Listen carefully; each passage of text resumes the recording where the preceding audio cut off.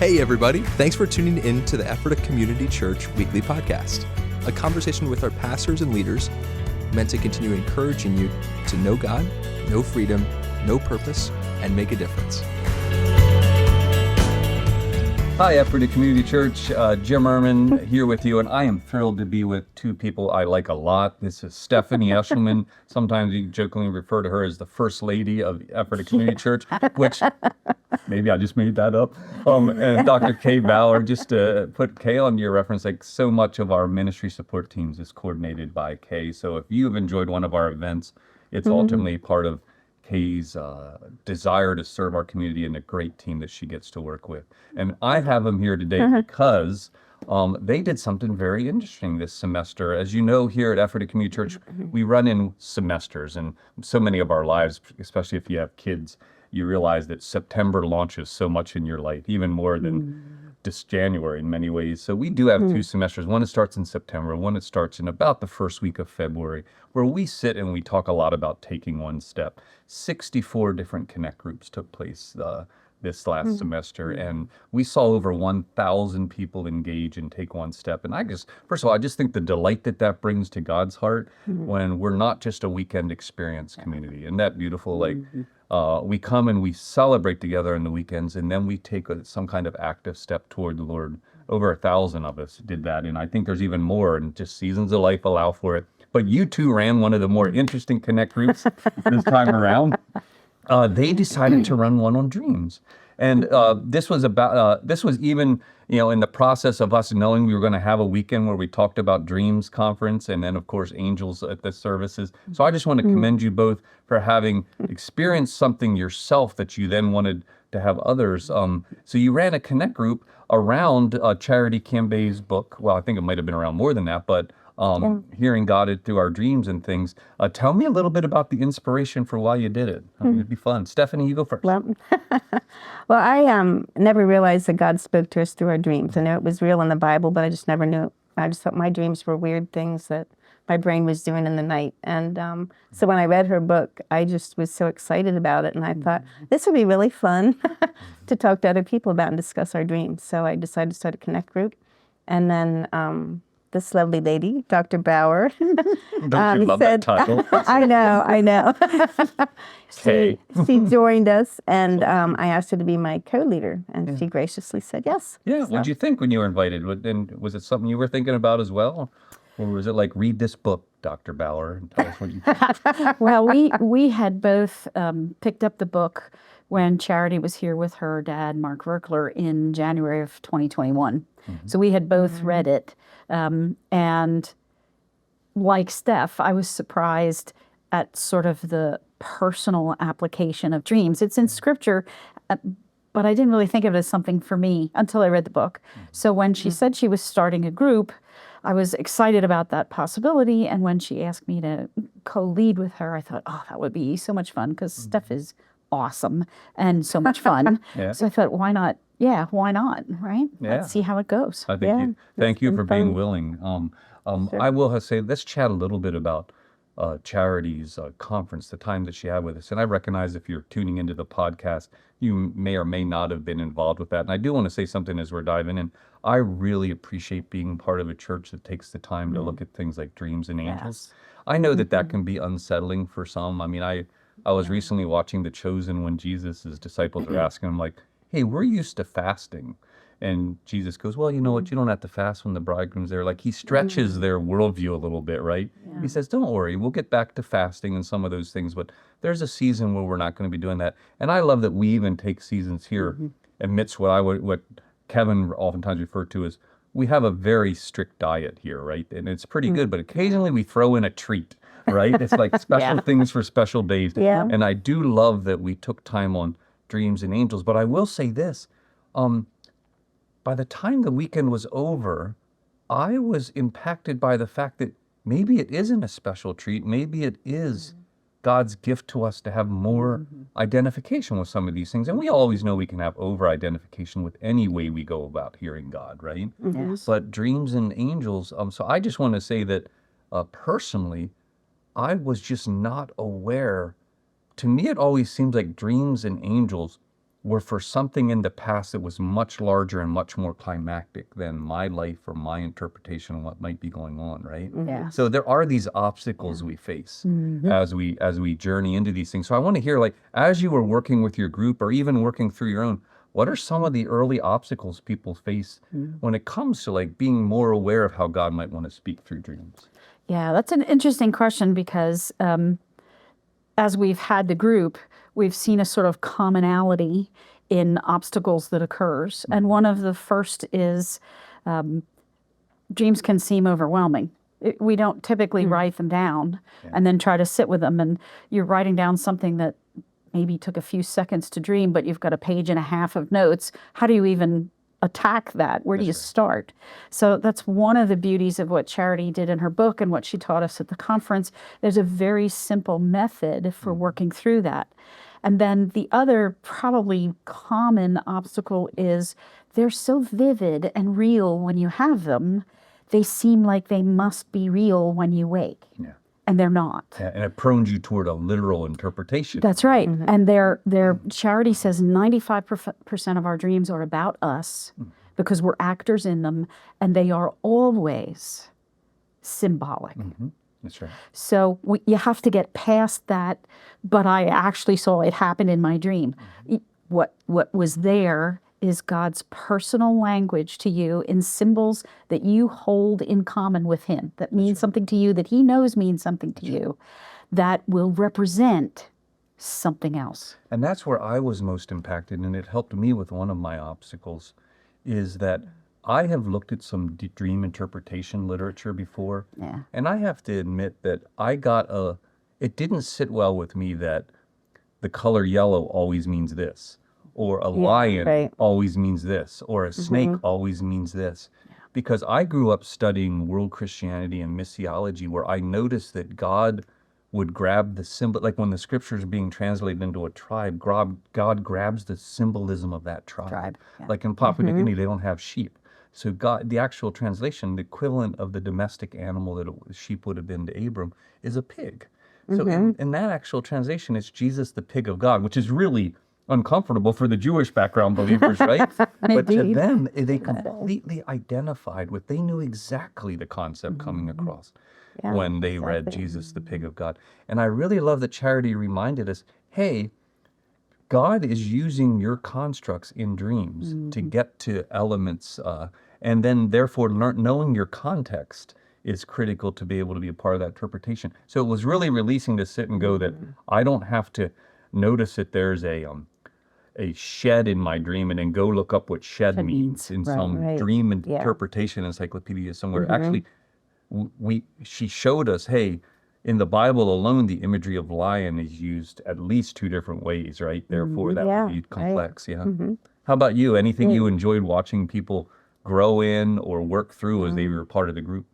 I think one of my favorite things is knowing how much closer they became to the Lord, because we're always, we're talking to each other about it, but it's not like we're there as a big interpretation group or anything. As we throw ideas out, but everybody's going back to the Lord and asking him, what does this really mean to me? And they're, throwing out scriptures and everything. It's all about the Lord, and that just thrills me. I'm just so excited about that. And we've definitely grown. We've only met 4 times, but it's been amazing. And I think even just getting more comfortable with each other. The first week was a little bit awkward because we didn't really know. I knew half the group, so it's just nice getting to know each other. And and we haven't, I think one of the things I like about the book and what Charity shares is that it takes practice. She's been doing this for decades, and we're pretty new to this. And we can't know every detail of every dream, and it's okay if you only get a portion of it. So it's just very encouraging, and it just takes practice, like learning a new language. And Kay, I want to hear your thoughts too. I want to comment to this practice thing, but I want to hear your thoughts on what one of your favorite things that happened during the group was, or what you observed. But in Harvest Net School Ministry, we're in a spiritual gifts intensive now, and we're talking about how to minister in the prophetic, words of knowledge, prophecy, words of wisdom. And we're really highlighting practice. And it is hard sometimes. We want to think that when we're given a gift, it comes completely prepackaged. Like the way we open an app, I don't have to nuance any apps on my phone. It's the app.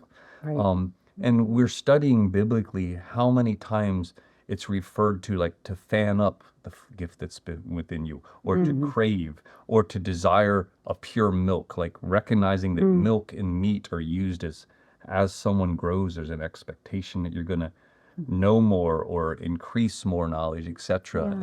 And even Jesus, we were looking at the passage last night on where Jesus is talking about, hey, you don't need to fast when the bridegroom isn't here. Then they run into a demon. Remember the child that had the epileptic like seizures, and the disciples are like, why couldn't we cast him out? And Jesus goes, well, he comes out by prayer and fasting. But I can imagine they were like, hold a second, you told us not to fast. Right? But he's growing us. He's like, there are going to be some things you're not ready for yet, but I am moving you toward being able to do this. And so I do just want to say that practice, like, first of all, it's our job to unwrap the gift. Then it's to sit and go, Lord, show us how to use this now, right? Yeah. And I think dreams would be very similar. Yeah. Yeah, I think they are. The really cool thing for me is both how personal they are, in that God might give Steph and I each a dream that has something similar in it, but the meaning isn't the same. It's personal to us.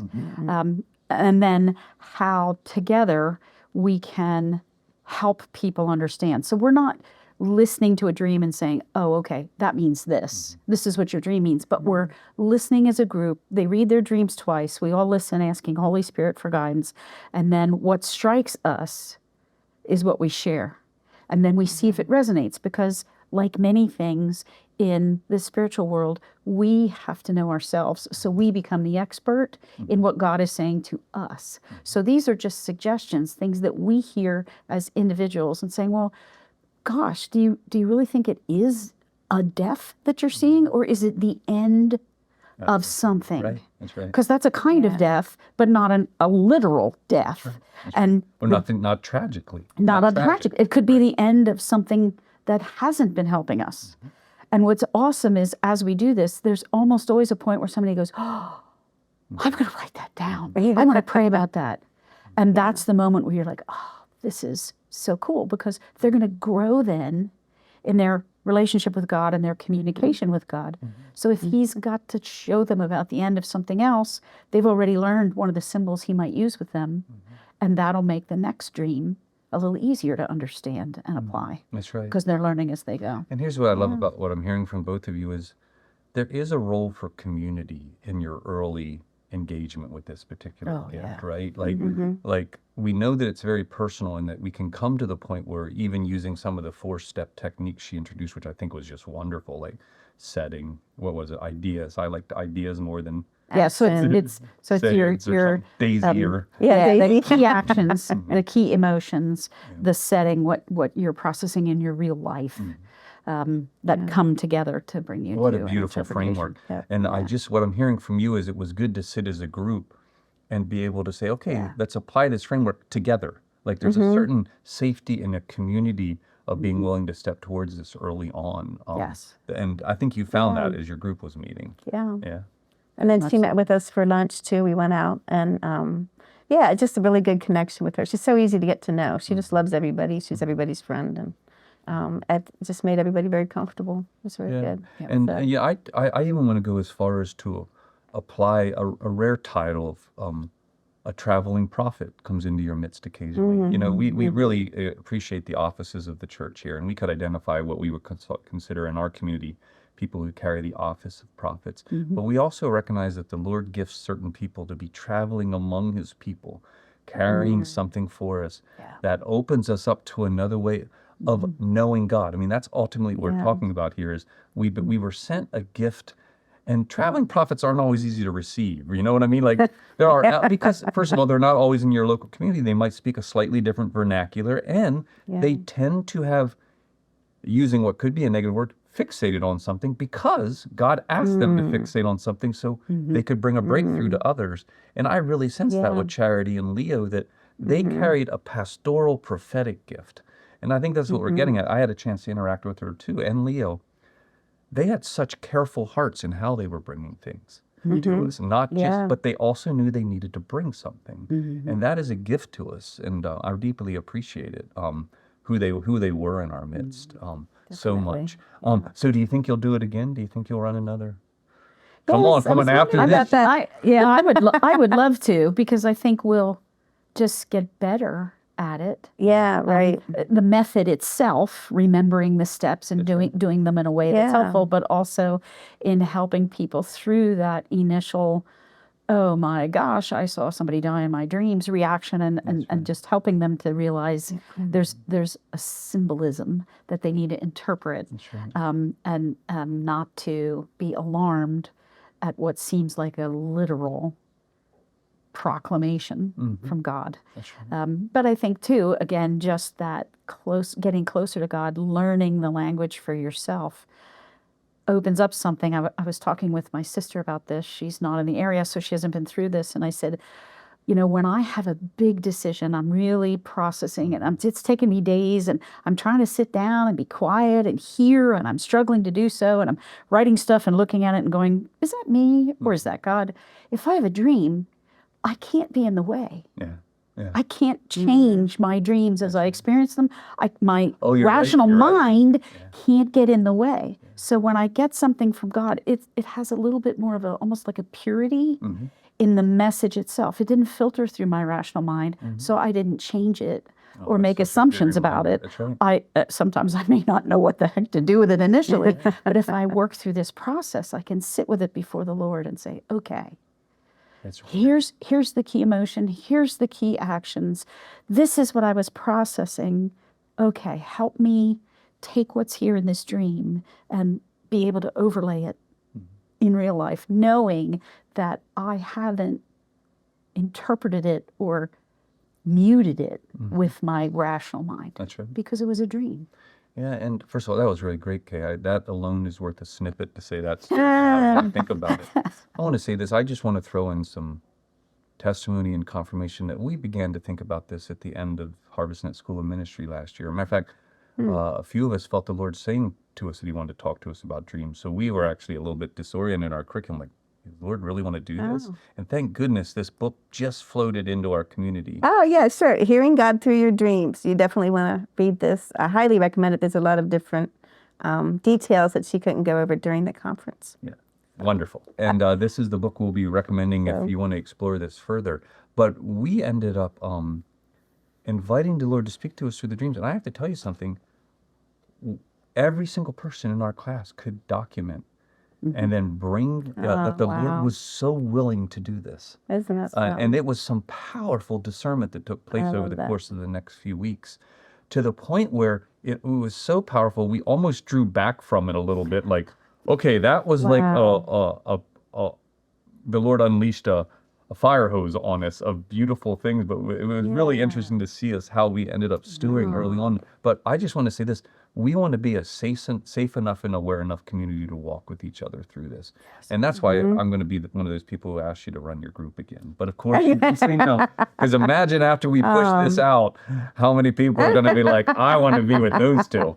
Well, I know people have already said something to me about having it again. Yeah, and even our group likes Yes. it. And I thought, well, we're co-leaders. We can multiply the groups. We can't have 500 people in my house. Yeah, and but, my dream would even be, and this is where Jim has to get careful, but I would even love a little mentor team that if someone feels they have a dream and they just want to come and submit it to someone, just to have a conversation or two. Oh, yeah. Not that we become completely dependent on this as the sole way that the Lord speaks. Right. The Lord speaks through many rivers, many streams makes glad the city of God. He speaks through so many wonderful ways, but we do want to see this develop. So I just want to thank you two as we wrap this up for your willingness, not just to be here. I know this isn't probably your favorite way to spend. Hanging out with you is fun. You can stay. But all that to say, I want to thank you for your willingness, but particularly for, it is a vulnerable space, even if the Lord's doing this in your life, to open it up to others and try to steward them. So thank you for doing it. And to you as a community, we want to encourage you. The key here is our Lord desires to speak to us people, right? Yes. That he is a God who is among us and speaking. We are a community that believes, and not just speaking to put shock absorbers on the right life, but to bring transformation around decisions you're making, breakthroughs you need, insights that are required, comfort that's needed to understand seasons. And we believe this is one of the ways he's going to do it. So thank you for being with us. We look forward to being with you next week. Take care, y'all. Hey, thanks again for joining us today. We hope that you've been encouraged by listening. You can listen to previous episodes, find additional resources, and of course, learn more about us at EphphathaCommunityChurch.com.